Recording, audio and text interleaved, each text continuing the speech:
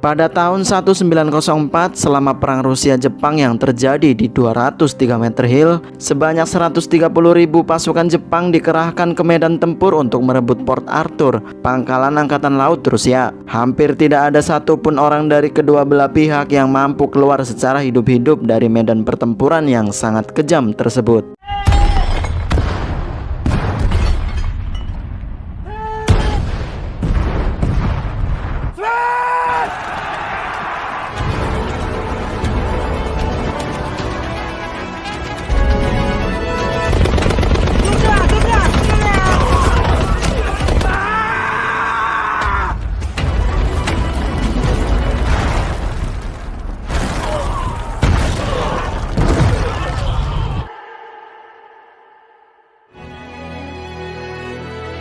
Pasca peperangan Rusia-Jepang berlatar di hutan belantara Hokkaido, seorang tentara veteran Jepang, kita sebut saja Sugimoto, salah satu prajurit garis depan yang berhasil selamat dalam perang Rusia-Jepang itu. Dia bahkan mendapat julukan Sugimoto yang abadi karena dari luka-luka serius yang ada di tubuhnya, dia masih hidup. Tujuan Sugimoto datang ke sana untuk mencari emas harta karun tersembunyi. Berhari-hari Sugimoto berada di sana mencarinya. Suatu hari Sugimoto bertemu dengan pria paruh baya. Pria tersebut yang mengetahui Sugimoto sedang mencari emas pun menceritakan pada Sugimoto tentang asal-usul emas yang dipercaya memang disembunyikan di dalam hutan Hokkaido. Dahulu kala di Hokkaido ada banyak sekali bongkahan emas seukuran biji kacang di sungai-sungai. Untuk menghindari penganiayaan dan pencurian di tanah mereka oleh orang-orang Jepang, sekelompok orang-orang dari suku Ainu yang tinggal di hutan Hokkaido mengumpulkan dana secara rahasia untuk membentuk pasukan. Emas yang sangat berlimpah pun berhasil dikumpulkan oleh suku Ainu, tetapi ada satu orang pengkhianat yang mencuri semuanya dengan cara menghabisi semua orang-orang suku Ainu. Sekitar 750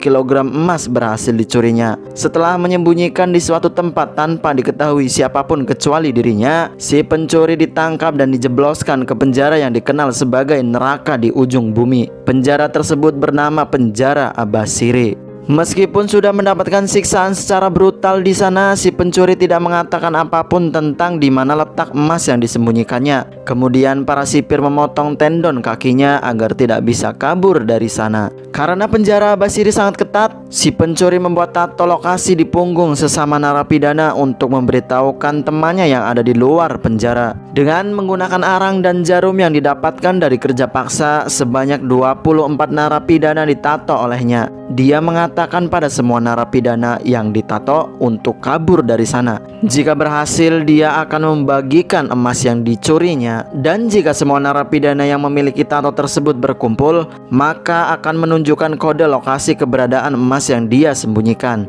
Para angkatan darat yang mengetahui emas tersebut juga mengincar emasnya. Semua narapidana yang memiliki tato pun dipindahkan oleh prajurit angkatan darat. Saat dalam perjalanan perpindahan, para narapidana memberontak dan berhasil menghabisi semua prajurit, lalu melarikan diri ke dalam hutan. Singkat cerita, Sugimoto tak sengaja tertidur karena kelelahan. Saat terbangun, pria paruh baya tersebut sudah menodongkan senapan padanya, berniat untuk membunuh. Karena Sugimoto sudah mengetahui banyak dari ceritanya, Sugimoto berhasil merebut senapan membuat si pria kabur ke dalam hutan.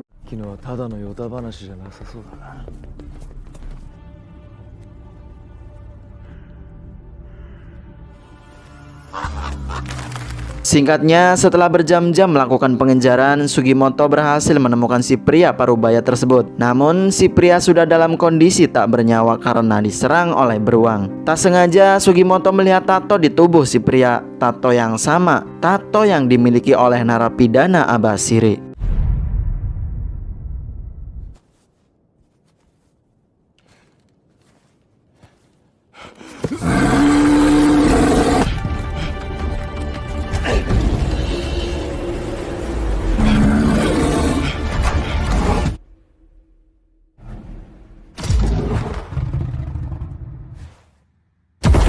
Sugimoto melanjutkan perjalanan dengan menggendong mayat si pria paruh baya. Tiba-tiba Sugimoto diserang oleh beruang coklat betina yang sedang kelaparan. Beruntungnya saat itu Sugimoto diselamatkan oleh seorang gadis dari suku Ainu yang tersisa.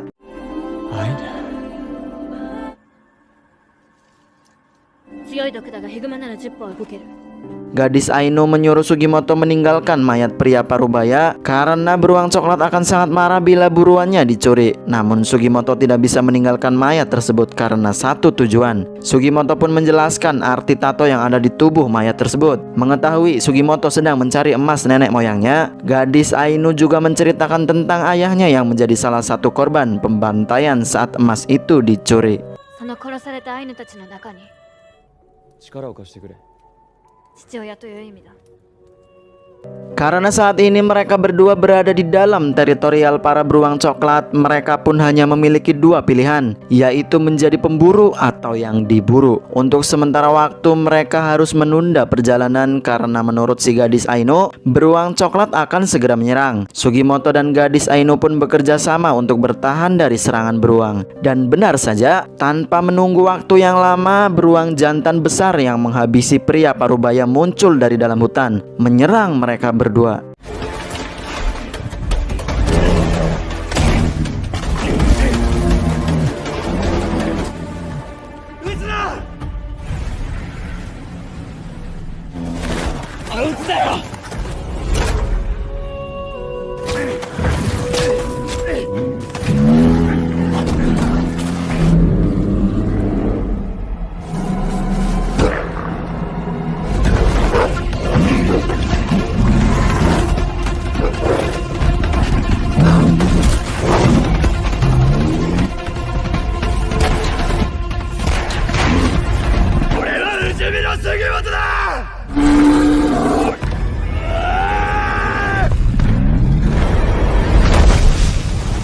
Dengan dibantu gadis Aino dan serigala putih peliharaannya, Sugimoto berhasil menghabisi beruang jantan besar tersebut. Gadis Aino yang menyaksikan pertarungan Sugimoto dan beruang merasa kagum dengan ketangguhan Sugimoto. Lalu gadis Aino memperkenalkan diri pada Sugimoto, sebut saja dia Ashirpa. Dia mengatakan saat melihat cara Sugimoto menghabisi beruang, mengingatkannya pada sang ayah. Ashirpa lalu memisahkan daging beruang untuk dikonsumsi, sementara bulu beruang untuk dijual. Dengan pengetahuan dan keterampilan Ashirpa serta caranya bertahan hidup di hutan, Sugimoto merasa Ashirpa bisa membantunya untuk menemukan emas Aino. Sembari menguliti kulit mayat pria parubaya, Sugimoto pun mengajak Ashirpa untuk pergi bersamanya, mengatakan bahwa pelaku pembunuh ayah Ashirpa masih hidup di dalam penjara Abashiri karena emasnya belum ditemukan. Dengan menemukan emas tersebut, secara akan membuat si pelaku dieksekusi, membalaskan dendam Ashirpa pada si pelaku untuk ayahnya. Sugimoto juga mengungkapkan dirinya hanya mengambil sebutuhnya saja emas yang dia butuhkan, dan sisanya Ashirpa boleh memiliki semuanya. Ketika Ashirpa menanyakan untuk apa emas tersebut Sugimoto akan gunakan, Sugimoto tidak mau memberitahukan alasannya. Meskipun begitu, Ashirpa tetap menerima ajakan Sugimoto untuk ikut bersamanya. Tapi dengan satu syarat, Sugimoto tidak boleh menghilangkan nyawa seseorang. Keesokan harinya, saat sedang memasang jebakan tupai di hutan, Ashirpa terkejut melihat luka yang ada di tangan Sugimoto semalam sudah sembuh dengan cepat. Setelah selesai memasang beberapa jebakan, mereka berdua pun melanjutkan perjalanan ke salah satu kota di Hokkaido bernama Otaru. 小樽だ。北海道で大きな町といえば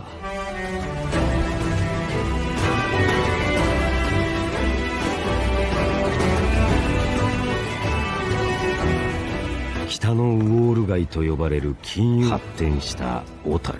Di sebuah pemandian air panas, Sugimoto bertanya pada bapak-bapak yang sedang mandi bersamanya tentang orang yang memiliki tato di punggungnya. Namun si bapak mengaku tidak pernah melihatnya dan tidak pernah mendengarnya pula. Saat Sugimoto selesai berendam, si bapak melihat banyak bekas luka yang ada di tubuh Sugimoto. Si bapak merasa kagum karena dengan banyak luka tersebut, Sugimoto masih bisa hidup sampai sekarang. Saat Sugimoto dan Ashirpa sedang bertanya tentang orang bertato kepada beberapa penduduk di sana, terlihat dari kejauhan dua pria mengikuti mereka. Ketika Sugimoto dan Ashirpa memutuskan untuk kembali ke hutan, dua pria itu masih mengikuti. Hingga kedua pria tersebut pun terkena jebakan yang sudah Sugimoto dan Ashirpa pasang sebelumnya. Terlihat dari tato yang ada di punggung mereka berdua, dipastikan mereka berdua adalah narapidana penjara Abashiri, Yoshitake Shiraishi dan Kanjiro Kasahara. Setelah mengikat mereka berdua, Sugimoto bertanya, jika kode lokasi letak emas hanya dapat dibaca ketika semua narapidana berkumpul, lalu mengapa mereka berpisah? Shiraishi menjelaskan bahwa mereka semua saling membunuh untuk menguasai semua emasnya. Tanpa harus menguliti tato yang ada di punggung Shiraishi dan Kanjiro, Ashirpa menggambarnya di atas kertas kosong. Sugimoto kembali bertanya, siapa orang yang mentato mereka serta 22 narapidana Abashiri lainnya? Kanjiro menjelaskan bahwa orang tersebut dipanggil sebagai Noperabo, nama hantu urban legend Jepang yang tidak memiliki wajah, karena memang dia tidak memiliki wajah karena sudah rusak. Saat akan melanjutkan ceritanya, tiba-tiba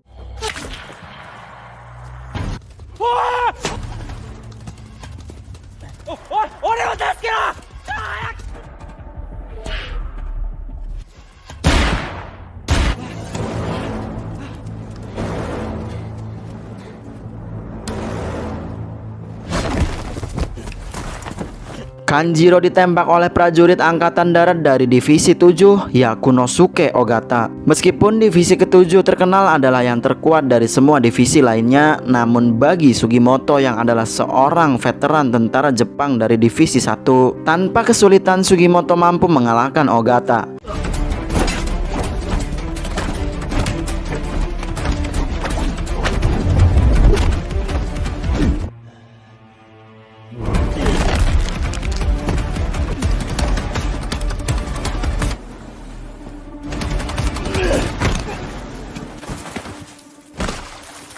Setelah mengalahkan Ogata, Sugimoto mengejar Shiraishi yang berhasil melepaskan diri.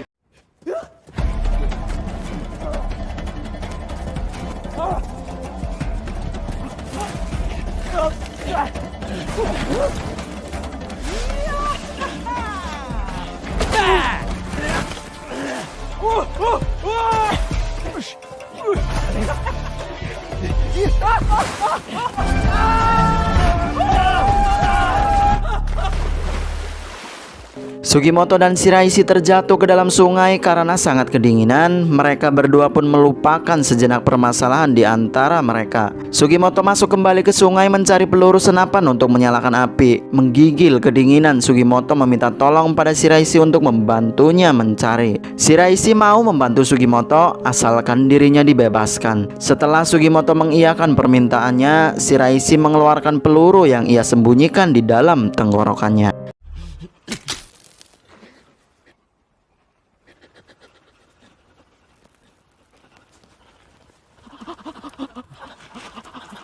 Sembari menghangatkan diri di depan perapian, Shiraishi bercerita tentang orang terkuat dari semua narapidana di penjara Abashiri. Dia adalah Toshizo Hijikata. Shiraishi ingat ketika di penjara bersamanya, dia menjadi tahanan yang sangat teladan. Namun siapa sangka, ketika dalam medan pertempuran, dengan sekejap mata, Hijikata mampu membinasakan semua musuhnya dengan keterampilan tebasan pedangnya. Di sisi lain, Hijikata sendiri sekarang menemui narapidana Abashiri bernama Ushiyama, narapidana terkuat kedua yang dikenal dengan kepala besi. Hijikata memberikan salinan tato semua narapidana Abashiri pada Ushiyama. Hal itu menghentikan pertikaian di antara mereka. Lalu Hijikata menawarkan sebuah kesepakatan untuk bekerja sama melawan angkatan darat. Kembali pada Sugimoto, ia menepati janjinya pada Shiraishi. Sugimoto membiarkan Shiraishi pergi begitu saja. Kemudian Sugimoto dan Ashirpa memasak tupai hasil tangkapan. Di dalam sel terbuatan Ashirpa yang terlihat sangat begitu nyaman. Sugimoto belajar banyak pengetahuan tentang kebiasaan dan budaya suku Ainu dari Ashirpa. Dan untuk menghormati Ainu sebagai orang dari suku Ainu sendiri, Sugimoto pun mengikuti semua yang dilakukannya. Lucunya, ketika Sugimoto menambahkan sedikit bumbu khas Jepang yaitu miso, sekilas memang terlihat dari teksturnya agak kurang menambah selera makan. Dan bagi Ashirpa sendiri, miso terlihat mirip seperti tinja atau kotoran manusia.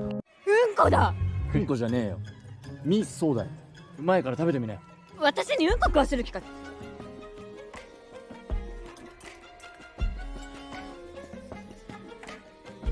みんな、うんこ食べて喜んでるよこの男。みんな。黙れ。 Sampai di sini kita diperkenalkan dengan pemimpin angkatan darat divisi 7, Letnan 1 Tokushiro Tsurumi. Bersama pasukannya dia menemukan Ogata yang sudah hampir tewas. Mengetahui pelaku penyerangan adalah Sugimoto, saat itu juga Tsurumi langsung mengerahkan semua anak buahnya untuk memburu Sugimoto. Singkat cerita, pasukan divisi 7 berhasil menemukan Sugimoto dan Ashirpa yang sedang memburu hewan untuk dimakan. Mengetahui dirinya lah yang sedang diincar oleh divisi 7, Sugimoto menyerahkan kulit narapidana Abashiri yang dia dapatkan pada Ashirpa dan menyuruh Ashirpa untuk pergi meninggalkannya. Tapi sayangnya Ashirpa berhasil tertangkap oleh salah satu prajurit. Prajurit tersebut juga mengetahui Ashirpa membawa kulit tato narapidana Abashiri. Beruntung serigala putih peliharaannya datang membantu. Sementara itu Sugimoto yang sekarang sudah terpojok oleh beberapa prajurit, untuk sejenak ia mengingat perkataan Ashirpa yang mengatakan bahwa seekor beruang tidak akan menyerang manusia yang masuk ke dalam sarangnya. Tepat tak jauh dari tempat Sugimoto berdiri terlihat lubang dari sarang beruang. Mengumpulkan keberanian, Sugimoto pun masuk ke dalam sarang beruang tersebut.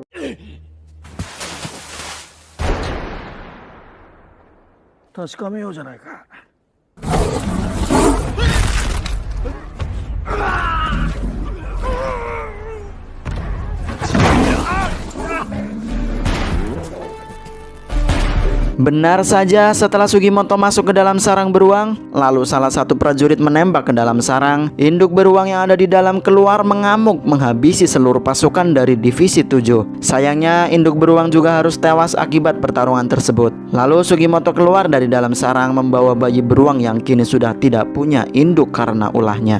Sugimoto menyembunyikan bayi beruang dari Ashirpa karena takut bayi beruang akan menjadi hidangan makan malam olehnya. Ashirpa sendiri juga menyuruh salah satu prajurit dari divisi 7 yang akan menangkapnya untuk bersembunyi dari Sugimoto karena takut si prajurit akan dibunuh oleh Sugimoto. とにかく早くここを離れよう。それどうした？ところで杉本。杉本。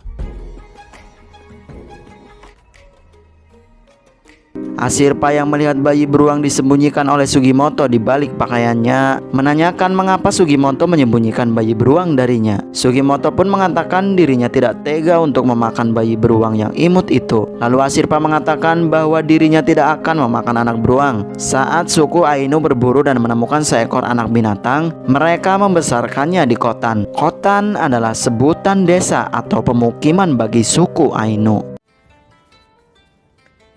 アイヌコタン。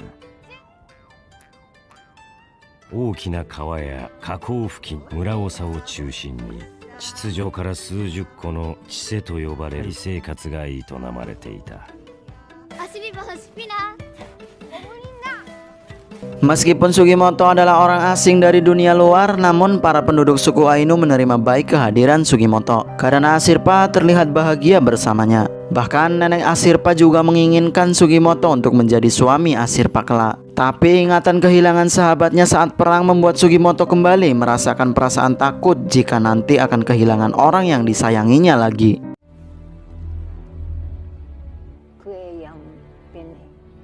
アシリパさんはおばあちゃんに会う。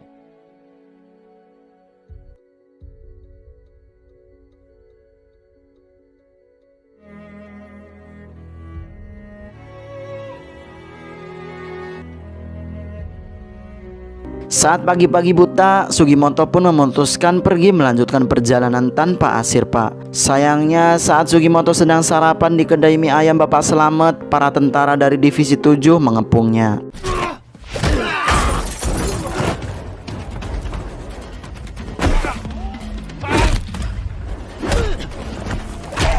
Sugimoto pun tertangkap oleh pasukan divisi 7. Dibawa ke markas divisi 7, Sugimoto tidak langsung dijadikan tahanan. Tsurumi yang dulu ikut dalam perang Jepang-Rusia melihat dengan mata kepalanya sendiri bagaimana brutalnya Sugimoto bertarung. Merasa kagum dan berencana merekrutnya, Tsurumi menjelaskan apa tujuannya. Tsurumi ingin mendapatkan emas Ainu untuk mendanai divisi 7, menciptakan pemerintah militer sendiri, melengsarkan pemerintahan kekaisaran Jepang karena kebanyakan prajurit prajurit yang dipimpin olehnya adalah tentara pemberontak. Mereka semua kecewa karena kekaisaran Jepang menjadikan tentara garis depan hanya sebagai pion untuk dikorbankan tanpa penghargaan. Tidak ada kesejahteraan bagi anak dan istri yang ditinggalkan oleh seorang ayah pejuang. Namun dengan tegas, Sugimoto menolak tawaran Surumi, membuat Surumi marah dan menahan Sugimoto. Sementara di sisi lain, Ashirpa saat ini sedang mencari Sugimoto dengan cara menyuruh serigala putihnya mengendus bau Sugimoto dari salah satu kaos kakinya. Namun bukannya Sugimoto yang ia temukan, melainkan Shiraishi. Mengapa itu bisa terjadi? Karena ternyata kaos kaki Sugimoto dan Shiraishi sebelumnya tak sengaja tertukar. Mengetahui Ashirpa sedang mencari Sugimoto, Shiraishi menjelaskan bahwa pagi tadi dirinya melihat Sugimoto ditangkap oleh pasukan divisi 7. Dan Shiraishi meminta Ashirpa berhenti untuk berharap Sugimoto masih bisa hidup sekarang.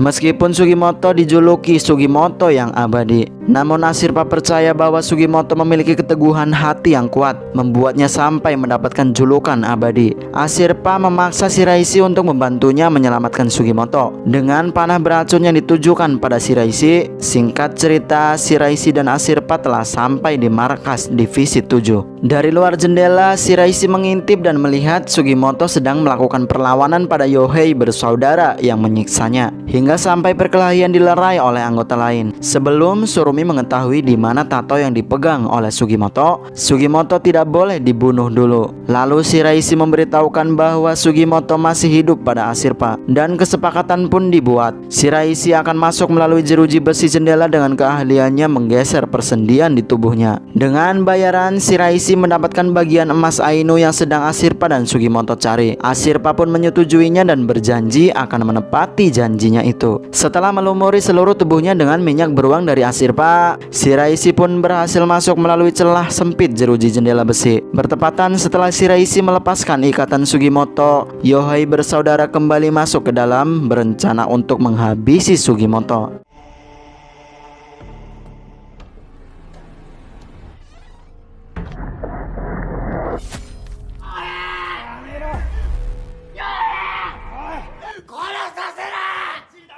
Adik Yohei pun tewas oleh Sugimoto, sementara Sugimoto terluka parah sampai isi dalam perutnya keluar. Sugimoto meminta tolong pada Surumi untuk menyelamatkannya. Sugimoto berjanji akan memberitahukan di mana dirinya menyimpan tato tersebut. Surumi pun memerintahkan prajuritnya untuk membawa Sugimoto ke rumah sakit dengan kereta kuda. Setelah Sugimoto pergi, Surumi baru menyadari bahwa isi perut Sugimoto yang ia lihat ternyata adalah milik adik Yohei.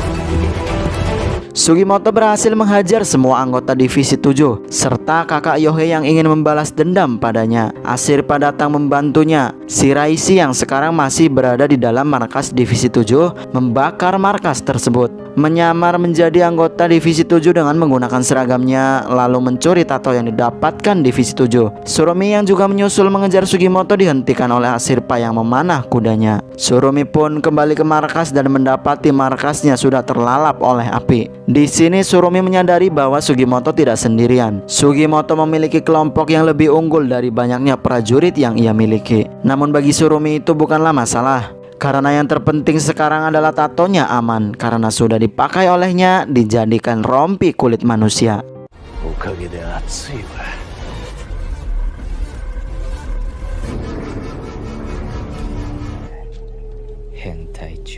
Keesokan harinya, Ashirpa memukul Sugimoto sebagai tanda protesnya karena sudah ditinggalkan begitu saja oleh Sugimoto. Ashirpa merasa dianggap seperti anak kecil oleh Sugimoto. Lalu Sugimoto pun menceritakan masa lalunya. Sugimoto memiliki dua sahabat baik saat tumbuh bersama, yaitu Toraji dan Yumeko. Hingga suatu saat, satu persatu anggota keluarga Sugimoto meninggal dunia karena penyakit tuberkulosis. Hal itu membuat Sugimoto dikucilkan oleh warga desa. Kecuali Yumeko, dia masih sangat peduli dengan Sugimoto. Takut akan kembali kehilangan orang yang disayanginya akibat penyakit tersebut, Sugimoto memutuskan membakar rumahnya dan mengasingkan diri dari desa. Tanpa sepengetahuan Yumeko, Sugimoto berjanji pada dirinya sendiri akan kembali pada Yumeko jika dalam jangka waktu setahun dirinya terbukti tidak tertular penyakit.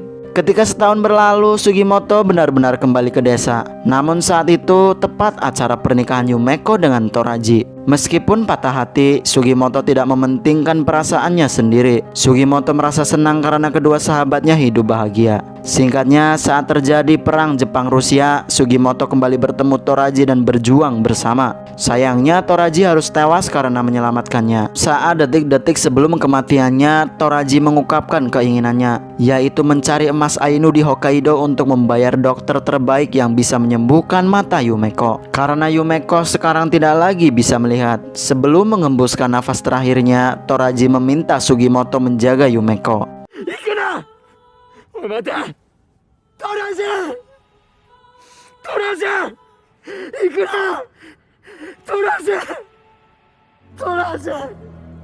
Setelah perang Rusia-Jepang selesai, Sugimoto datang ke kediaman Yumeko memberi kabar atas kematian Toraji. Meski Yumeko bersedih mengetahui suaminya gugur dalam medan pertempuran, di sisi lain Yumeko juga sangat berantusias karena bisa bertemu kembali dengan Sugimoto. Yumeko dianugerahi penciuman yang tajam sebagai ganti matanya yang tidak bisa lagi melihat. Yumeko mendekat pada Sugimoto tapi tidak bisa mengenalinya karena bau Sugimoto sekarang sudah berbeda. Tanpa sepatah kata apapun, Sugimoto pergi dari sana. Sugimoto sadar dirinya bukanlah orang yang dulu Yumeko kenal. Mungkin Yumeko mencium bau darah dari dirinya karena dia telah membunuh banyak orang saat perang. Walaupun seperti itu, Sugimoto tetap akan menjaga Yumeko dan berusaha keras mencari dokter untuk menyembuhkan matanya, seperti keinginan Toraji sahabatnya.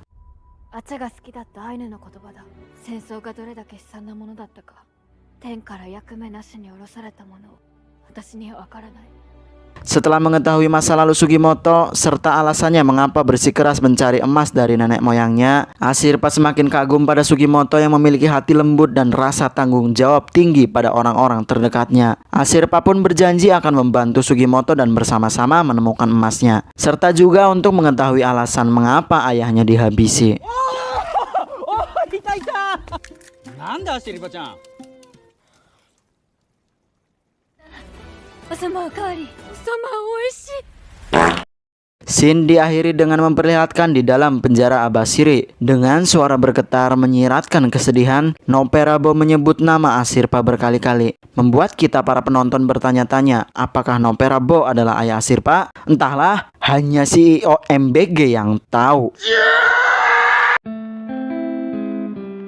Kira-kira seperti itulah alur cerita dari film Golden Kamuy yang dirilis pada tahun 2024. Film ini diadaptasi dari serial manga populer karya Satoru Noda. Dari informasi yang saya cari di Google, kemungkinan Golden Kamuy 2 akan dirilis tahun ini di bulan Maret nanti. Dan sekian untuk video pada kesempatan kali ini. Kurang lebihnya mohon maaf bila ada kekurangan, karena manusia itu tempatnya salah dan lupa. Wajarlah, manusia bukan nabi boy. Sampai bertemu di lain waktu. Wabillahi taufik wal hidayah. Wassalamualaikum warahmatullahi wabarakatuh.